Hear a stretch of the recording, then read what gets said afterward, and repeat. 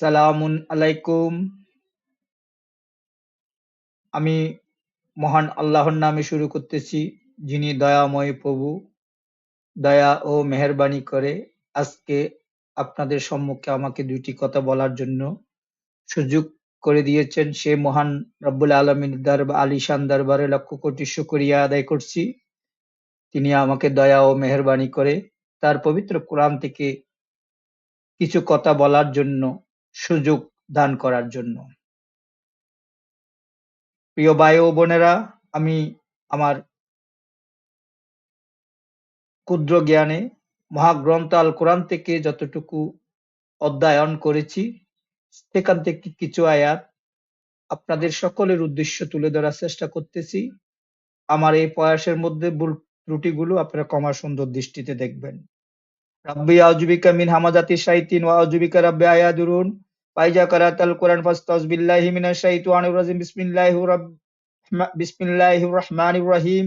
রাব্বি ইশরাহ লি সাদরি ওয়া ইয়াসসির লি আমরি ওয়াহলুল উকদাতাম মিন লিসানি ইয়াফকাহু কাওলি। রাব্বি জিদনি ইলমা। আমি অদম আল্লাহর পবিত্র কোরআন পড়ে যতটুকু বুঝেছি ততটুকু আপনাদের সাথে শেয়ার করার চেষ্টা করতেছি। আশা করি আমার ভুল ত্রুটিগুলো ক্ষমা সুন্দর দৃষ্টিতে দেখবেন। যেহেতু মহাগ্রন্থ আল কোরআন মানুষকে ঘোর অন্ধকার থেকে আলোর দিকে টেনে আনে, সেজন্য যারা অন্ধকারে নিমজ্জিত তারা যাতে আলোর সন্ধান পায়, সেজন্য আমি মহাগ্রন্থের আয়াতগুলো একের পর এক তুলে ধরার চেষ্টা করব। আশা করি আপনারা মহাগ্রন্থ আল কোরআনের আয়াতগুলো মনোযোগ সহকারে শুনবেন। প্রিয় ভাই ও বোনেরা, ধর্মীয় বিধিবিধানের ক্ষেত্রে মহাগ্রন্থ আল কোরআনের পাশাপাশি মানুষের রচিত বিভিন্ন কিতাব রয়েছে, যেই কিতাবগুলো অধ্যয়ন করলে, পাঠ করলে মানুষ আলোর থেকে অন্ধকারে নিমজ্জিত হয়।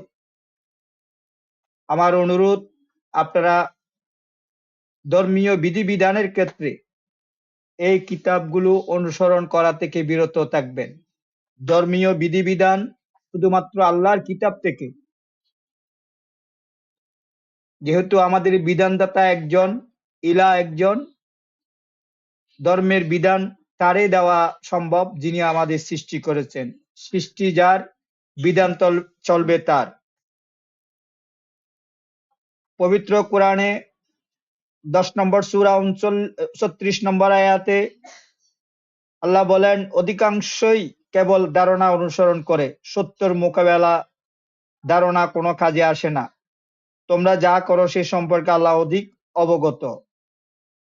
10:37 এই কোরআন আল্লাহ ছাড়া অন্য কারো রচনা করা কিতাব নয়, উপরন্তু তা পূর্বে যা নাজিল হয়েছিল তার সমর্থক আর বিস্তারিত ব্যাখ্যাকৃত পূর্ণাঙ্গ কিতাব। এতে কোনো সন্দেহ নাই, জগৎসমূহের প্রতিপালকের নিকট হতে এটি নাজিলকৃত।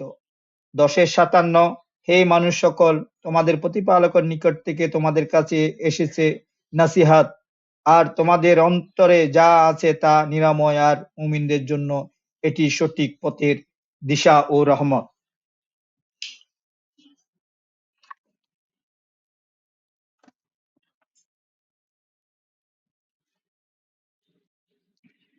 প্রিয় ভাই ও বোনেরা, সূরা বাকারা 2 নম্বর আয়াতে আল্লাহ বলেন, এই সেই কিতাব যাতে কোনো সন্দেহ নেই, পথ প্রদর্শনকারী পরেজগারদের জন্য।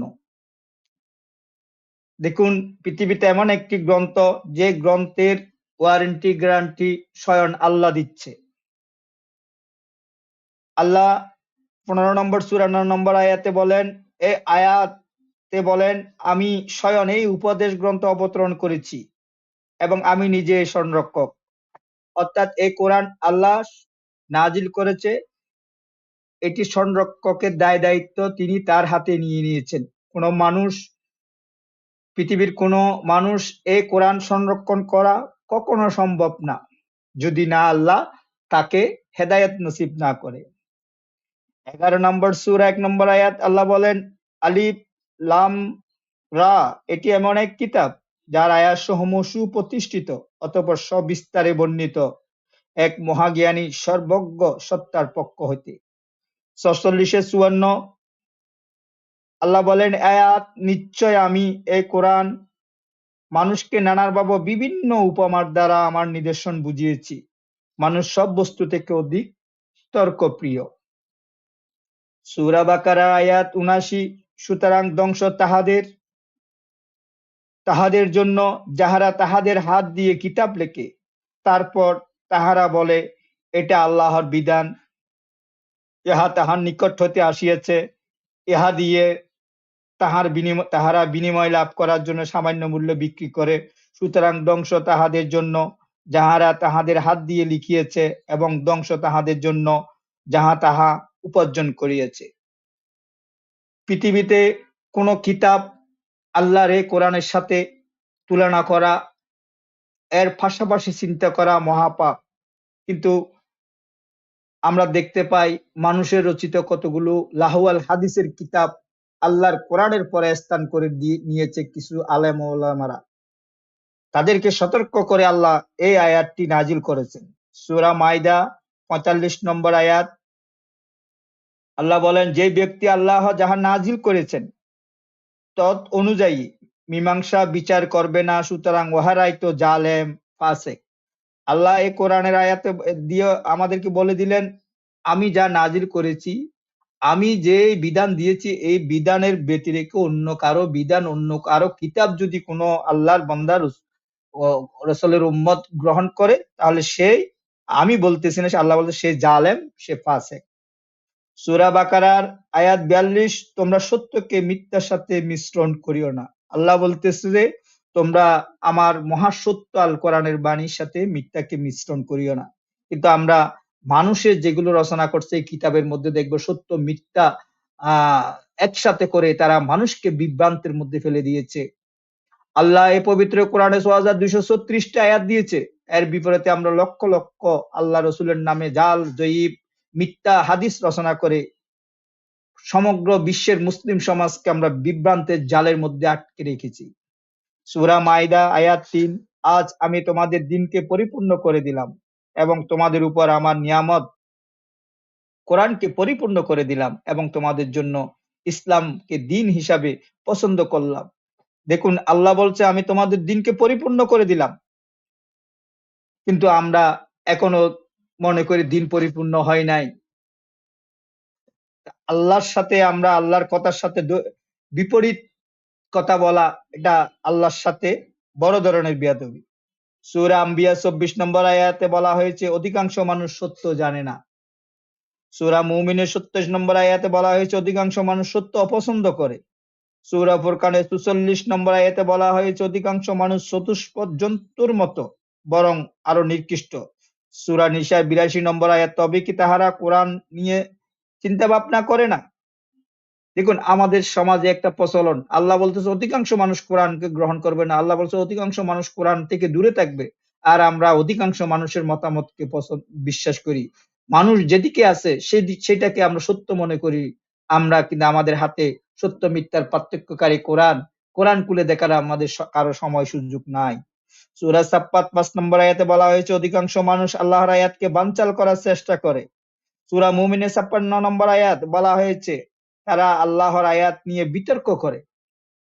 সূরা আল কলম ৫২ নম্বর আয়াত অথচ এই কোরআন তো বিশ্ব জগতের জন্য উপদেশ ছাড়া আর কিছু নয়। সূরা শুআরা ২২৩ নং আয়াতে বলা হয়েছে অধিকাংশ মানুষ মিথ্যাবাদী। আমি বলতেছি না, আল্লাহ বলতেছে অধিকাংশ মানুষ মিথ্যাবাদী হবে, কোরআনকে অস্বীকার করবে। সূরা ফুরকানের ৫০ নম্বর আয়াতে বলা হয়েছে অধিকাংশ লোক কুফরি করে।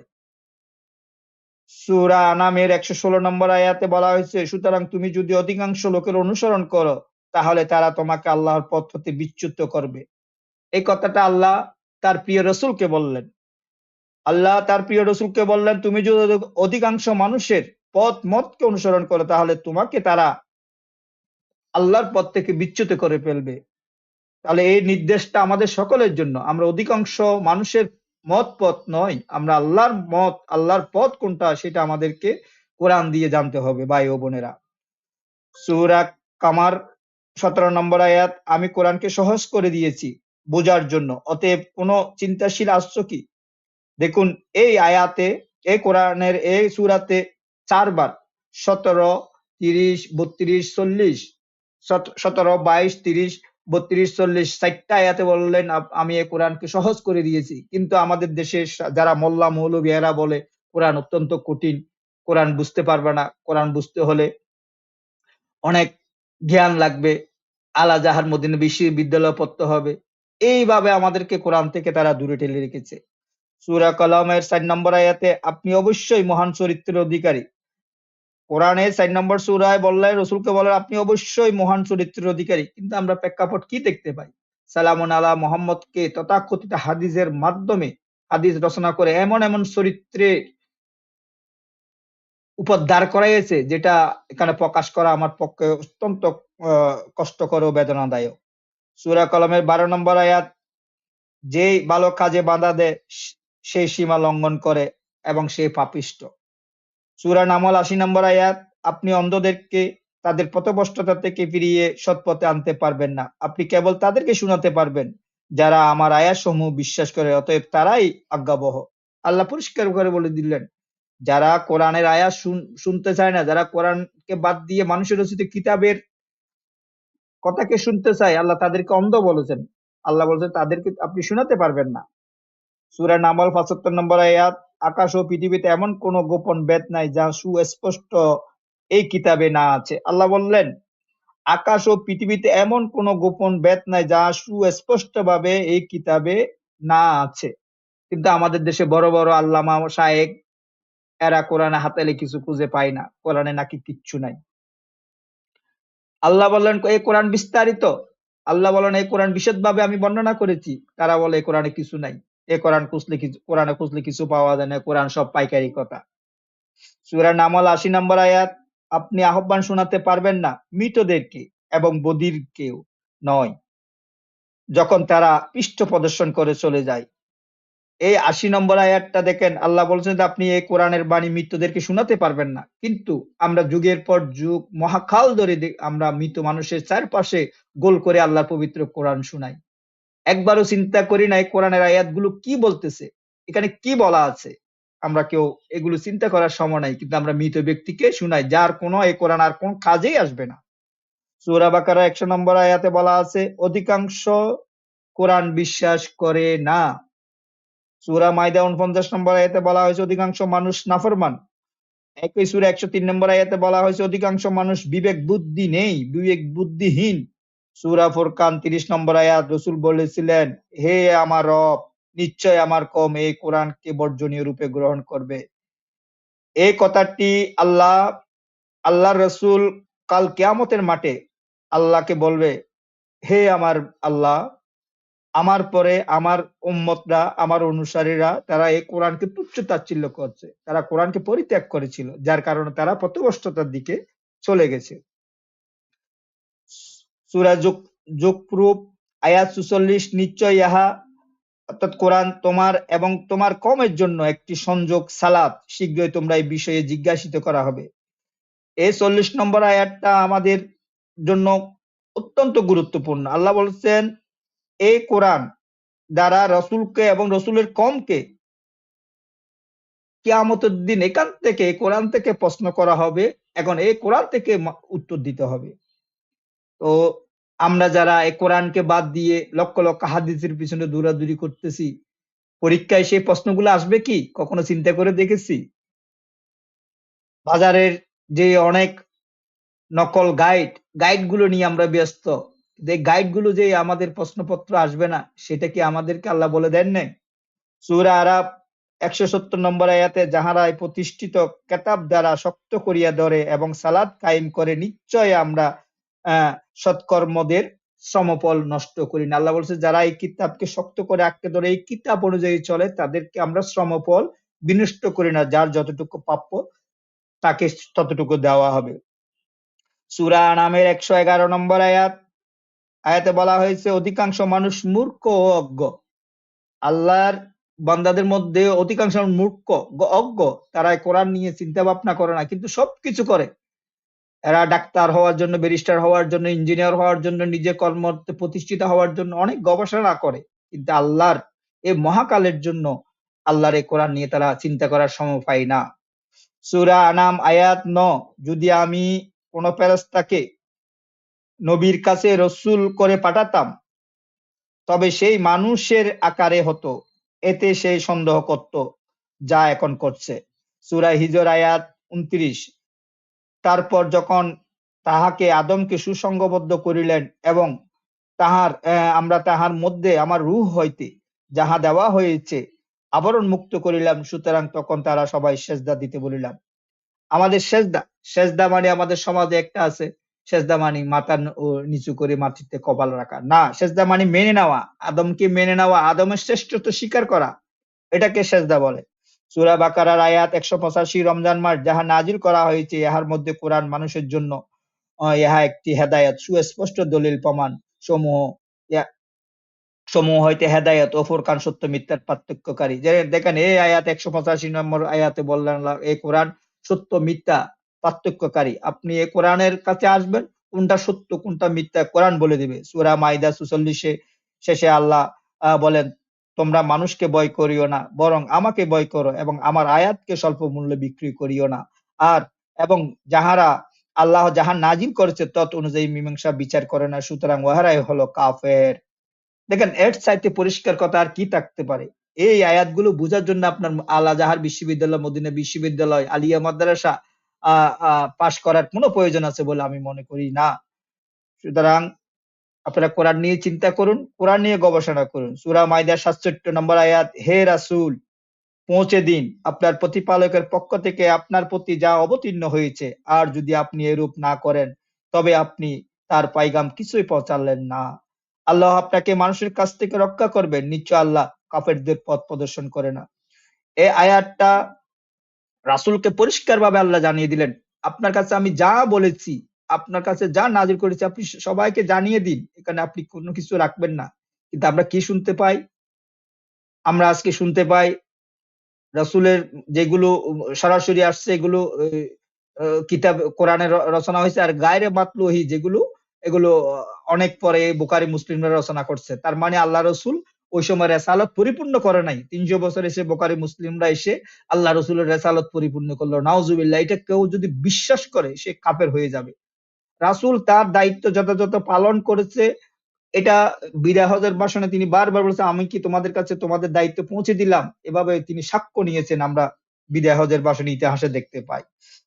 সূরা আনকাবুত ৪৫ নম্বর, এই বিশ্বাসকারী মানুষেরা তেলাওয়াত করো যাহা তোমাদের দিকে আল কেতাব হইতে ওহী করা হয় এবং সালাতে দাঁড় করো। নিশ্চয় সালাত যৌন অশ্লীলতা ও বিশ্বাস নিবারণ করে এবং আল্লাহর সংযোগ নিশ্চয় শ্রেষ্ঠতর।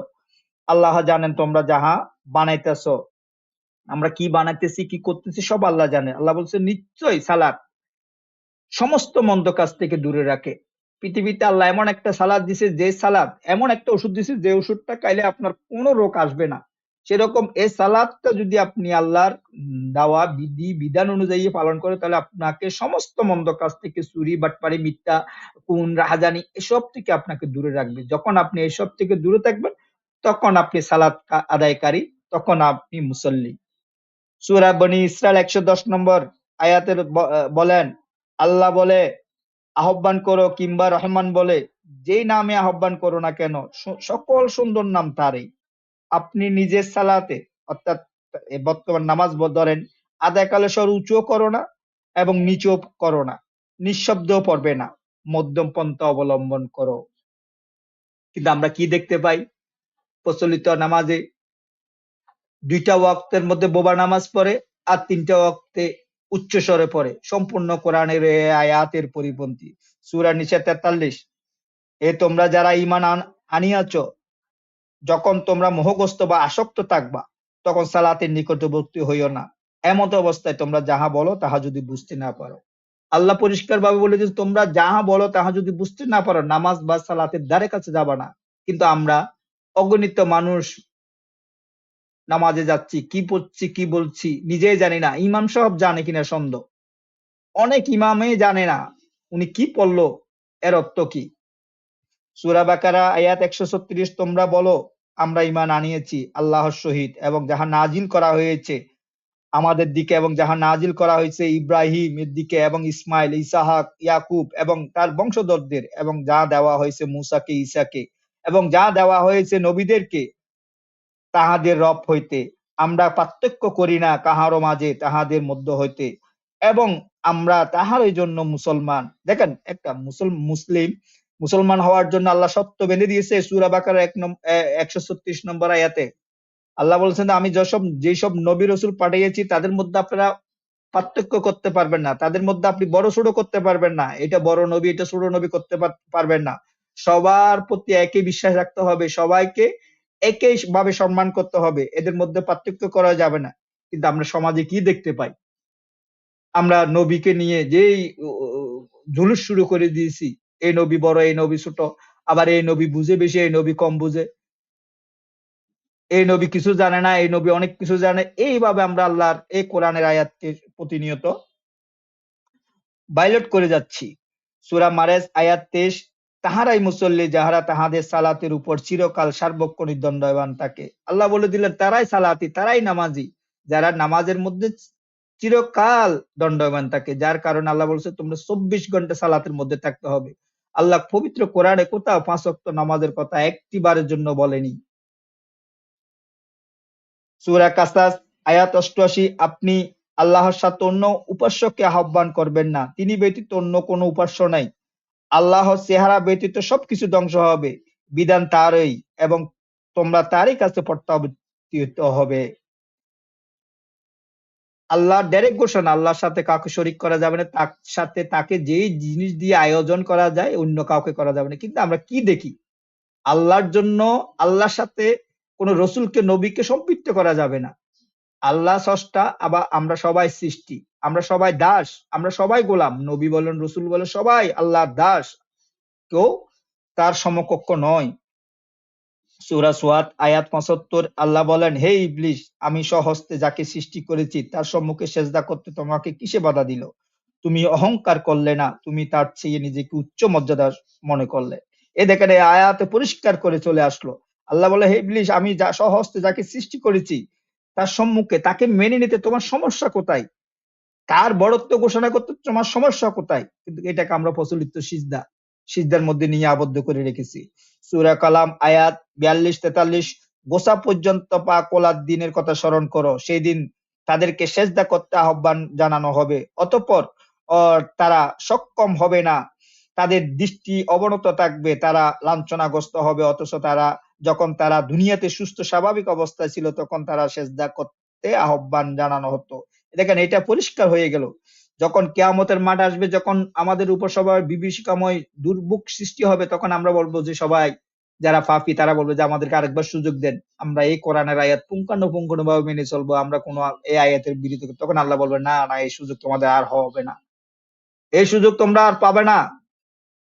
এটা এই মাথা নিচু করে সিজদা না, অর্থাৎ আল্লাহর বিধিবিধানকে মেনে নেওয়া, আল্লাহর বিধানকে মেনে নেওয়াকে সিজদা বলা হয়। এটা আপনি কোরআন আরো পড়লে আপনি বিস্তারিত ভাবে সবকিছু বুঝতে পারবেন, যদি আল্লাহ দয়া করে। সূরা নাবা আয়াত 39, কিয়ামত দিবস সত্য, অতঃপর যার ইচ্ছা সেই তার পালনকর্তার কাছে তার ঠিকানা খোঁজ করুন। সূরা ফাত্তা আয়াত 10, নিশ্চয় যাহারা তোমার বায়াত গ্রহণ করিয়েছে তাহারা আল্লাহর বায়াত গ্রহণ করেছে, আল্লাহর হাত তাহাদিওর হাতের উপর, সুতরাং যেই উহা ভঙ্গ করে তবে সে তো আপন নফসের উপর ভঙ্গ করে, এবং তাহার উপর আল্লাহর যেই অঙ্গীকার উহা যে পূর্ণ করে তাহা শীঘ্রই তিনি আসমাতওয়ালা পারিশ্রমিক দান করেন।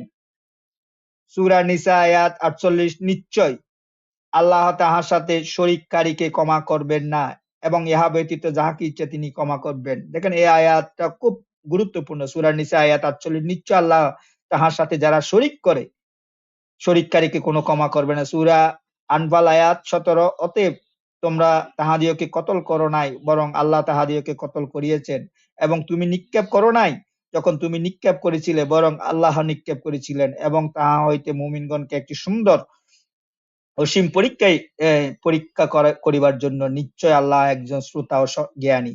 সূরা আযাবের আয়াত 40, মুহাম্মদ তোমাদের কোনো পুরুষের পিতা নন, বরং তিনি আল্লাহর রাসূল এবং শেষ নবী, আল্লাহ সব বিষয়ে জ্ঞাত। সূরা বাকারার 151 নম্বর আয়াত, 51 নম্বর আয়াত আল্লাহ বলেন, যেমন আমরা পাঠিয়েছি তোমাদের মধ্যে একজন রসুল তোমাদের মধ্য হতে তেলাওয়াত করে তোমাদেরকে উপর আমার আয়াত সমূহ এবং তোমাদেরকে পবিত্র করেন এবং তোমাদের শিক্ষা দেন কেতাব এবং হেকমতও তোমাদেরকে শিক্ষা দেন যাহা তোমরা জানিতে না। সূরা আল ইমরান আয়াত 164। অবশ্য আল্লাহ মুমিনদের মধ্য হতে যখন তোমাদের নফস হইতে তোমাদের জন্য রসুল প্রেরণ করেন, যিনি তাহাদের উপর তাহার আয়াত তেলাওয়াত করেন এবং তাহাদের পবিত্র করেন, তাহাদেরকে শিক্ষা দেন কিতাব ও হেকমত, যদি তাহারা পূর্ব হইতে সুস্পষ্ট গোমরাহিতে নিবেদিত ছিল। সূরা আল ইমরান আয়াত 81। যখন আল্লাহ নবীগণ হইতে অঙ্গীকার গ্রহণ করলেন, যখন তোমাদের কিতাব এবং হেকমত দান করিয়েছি, অতঃপর যখন একজন রসুল তোমাদের নিকট যাহা আছে তাহা সত্য সহ আসিবেন, তোমরা কি তাহার প্রতি ঈমান আনিবে না এবং তাহাকে সাহায্য করিবে না? তিনি আল্লাহ বলিলেন, তোমরা কি আমার কথা স্বীকার করিয়াছ এবং আমার সত্যের উপরও স্বীকার করিয়াছ? তাহারা বলিল, আমরা স্বীকার করিলাম। তিনি আল্লাহ বলিলেন, সুতরাং তোমরা সাক্ষী থাকো, আমিও তোমাদের সাথে সাক্ষী রইলাম। সূরা সূরা আয়াত ৭। এমনি ভাবে আমি আপনার প্রতি আরবি ভাষায় কোরআন নাজিল করেছি, যাতে আপনি মক্কা ও তার আশেপাশে লোকদেরকে সতর্ক করেন এবং সতর্ক করেন সমাবেশ দিন সম্পর্কে, যাতে কোনো সন্দেহ নাই একদল জান্নাতে আরেকদল জাহান্নামে প্রবেশ করবে। সূরা রুম 15 নম্বর আয়াত, যারা বিশ্বাস স্থাপন করেছে এবং সৎকর্ম করেছে তারা জান্নাতে সমাধিত হবে।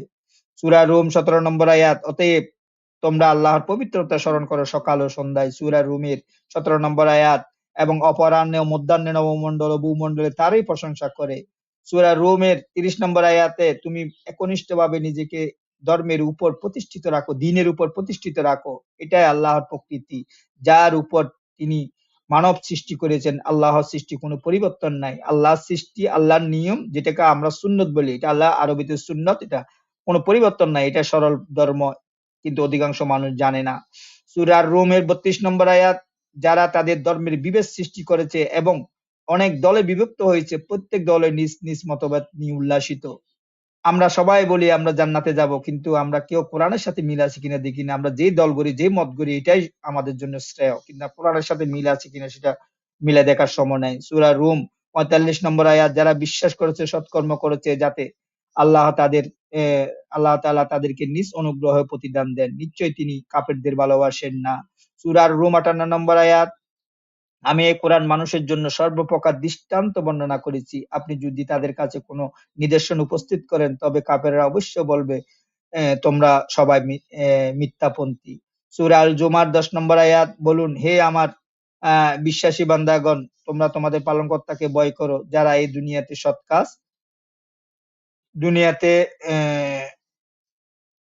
যারা সৎ কাজ করে এবং সবরকারী, তাদের জন্য পুরস্কার রয়েছে। সূরা আল জুমার 18 নম্বর আয়াত, যারা মনোনিবেশ সহকারে কথা শুনে অতঃপর যা উত্তম তা অনুসরণ করে তাদেরকে আল্লাহর সৎ পথ প্রদর্শন করেন এবং তারা বুদ্ধিমান। সূরা আল ইমরান 14 নম্বর আয়াত, মানবকুলকে মোহগ্রস্ত করেছে নারী, সন্তান, সন্ততি, রাশিকৃত স্বর্ণরূপ, চিহ্নিত অশ্ব, গবাদি পশুরাজি এবং ক্ষেত খামার মতো আকর্ষণীয় বস্তু সামগ্রী। এইসব হচ্ছে পার্থিব জীবনের ভোগ, আল্লাহর নিকটে হলো সর্বোত্তম আশ্রয়। সূরা আল ইমরান 57 নম্বর আয়াত, পক্ষান্তরে যারা ঈমান এনেছে এবং সৎ কাজ করেছে তাদের প্রাপ্য পূর্ণভাবে দেওয়া হবে, আর আল্লাহ অত্যাচারীকে ভালোবাসে না। সম্মানিত দর্শক শ্রোতা, যারা এতক্ষণ ধরে দীর্ঘক্ষণ আমার কথাগুলো শুনছেন, তাদের প্রত্যেকের কাছে অনুরোধ, আমার কথা আমি কি বললাম এটা বিশ্বাস না করে দয়া করে মহাগ্রন্থ আল কোরআনের কথা বিশ্বাস করেন। আল কোরআনে কি আছে কোরআনটা খুলে নিজ মাতৃভাষায় বাংলায় বুঝে বুঝে পড়ুন। আপনার কাছে সত্য উন্মোচন হয়ে যাবে, আপনি বুঝতে পারবেন, আপনি নিজে নির্ণয় করতে পারবেন কোনটা সত্য, কোনটা মিথ্যা, কোনটা হক, কোনটা বাতিল। তো আমি প্রত্যেকের কাছে আমার অনুরোধ থাকবে, আপনারা দয়া করে কোরআনটা নিজ মাতৃভাষায় বুঝে শুনে পড়ুন। ধন্যবাদ। সালামুন আলাইকুম। তিত্তুম।